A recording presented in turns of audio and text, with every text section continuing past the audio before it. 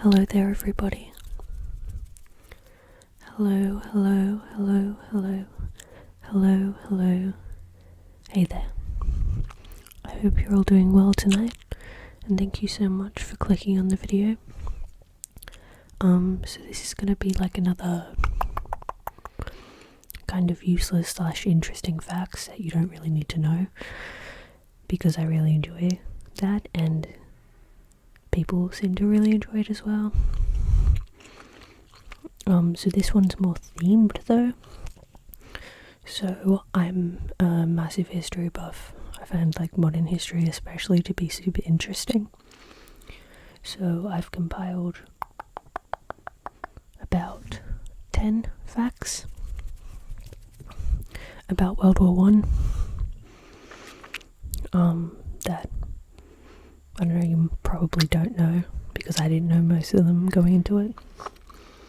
So there's only 10, however, I've fact-checked them extensively, or as well as I could. However, if I've gotten anything wrong, please let me know and I'll try and correct it. And I hope you enjoy.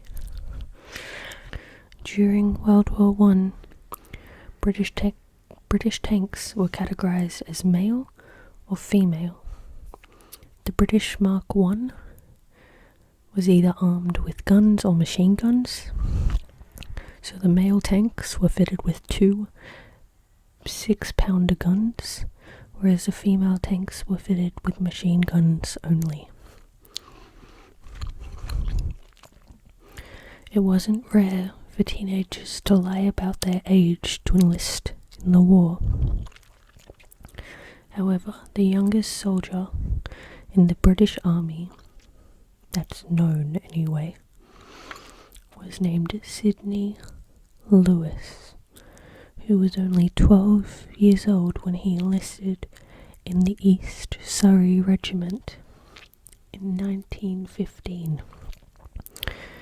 He would be discharged at 13 after his mother sent his birth certificate into the War Office and demanded his return home.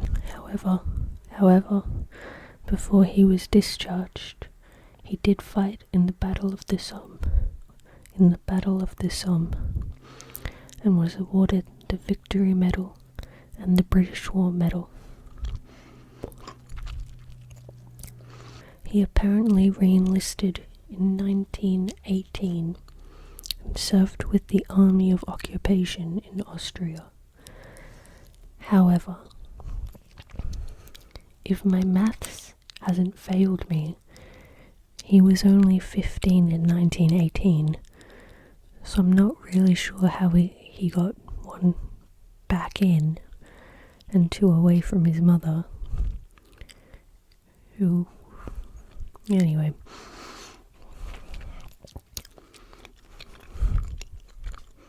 Six hundred and 628 Victorian Cross medals were awarded between 1914 and 1918.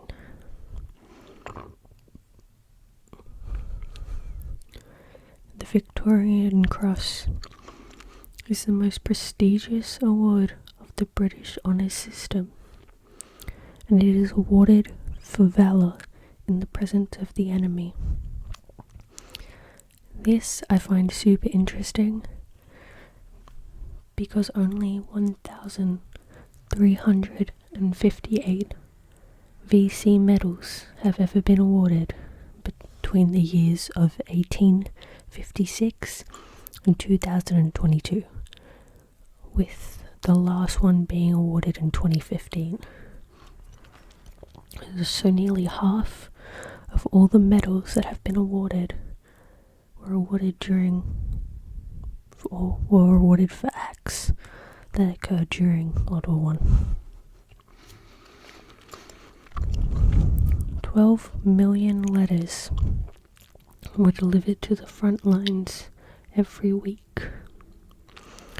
By the time the war ended, over 114 million parcels and over 2 billion letters had been delivered to the front lines.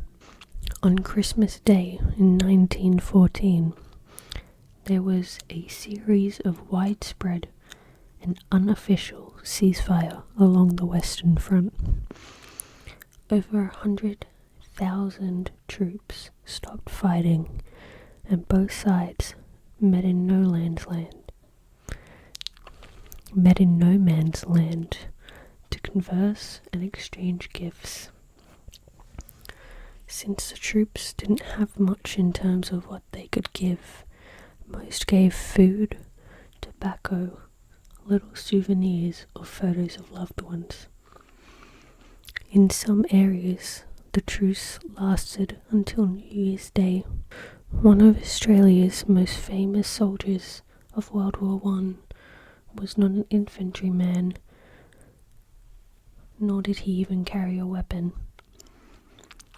Private Simpson was a stretcher bearer with the Australian Field Ambulance Brigade.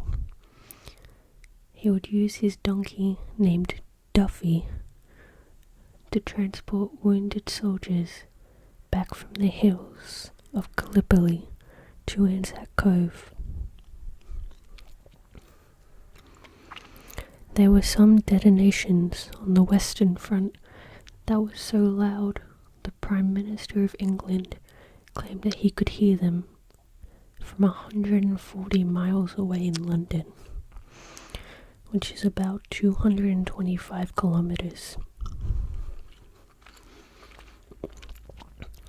Does anyone remember the books or the films about Dr. Dolittle, the man who can talk to animals? The author, Hugh Lofting, originally began writing these stories to send back to his children from the British Army trenches.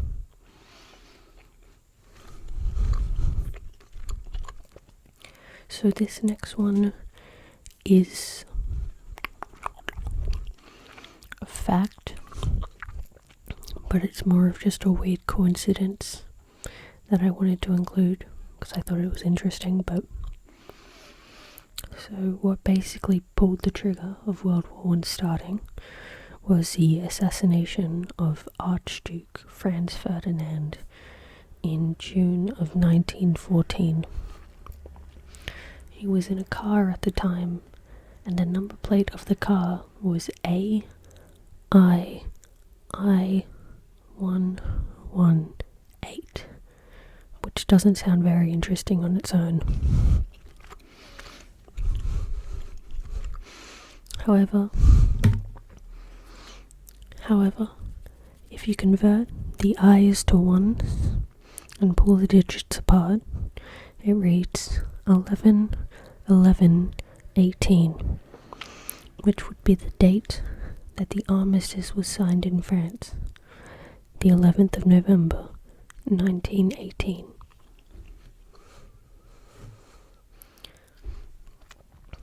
Sergeant Stubby was an American dog who served as the mascot of America's 102nd Infantry Regiment. He was found as a stray in Connecticut and stowed away on the ship for France. The infantrymen grew fond of him and taught him how to salute with his paw. When a commanding officer discovered the dog, Stubby responded by saluting him, which secured Stubby's position as the mascot for the division. Though he wasn't just cute, he served for 18 months and was present for four offensives and 17 battles total. His sharp ears allowed him to hear the whistle of artillery shells before they landed. He could detect mustard gas attacks before it was too late, and he could locate wounded soldiers. He would go on to meet 3 presidents and was given the unofficial rank of sergeant, which was a rank higher than his master. So it is a bit of a shorter one. It was just like the 10 facts. but I'm very happy to keep going with them if people find them interesting, because I really find them interesting. I've got some World War II ones set up as well, and some for just like other wars and other ancient wars even. But if you'd rather hear useless facts on something else, I'm more than happy to oblige. It takes a little bit of time to like research it all, so I'd rather research it on stuff that you wanted to hear about. So let me know. But thank you so much.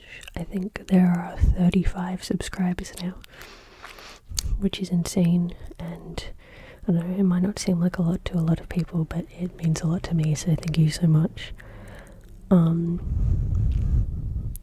If you like this, consider liking, and if you didn't like it, that's okay. If you have any suggestions, let me know. Thank you, and I'll see you in the next video.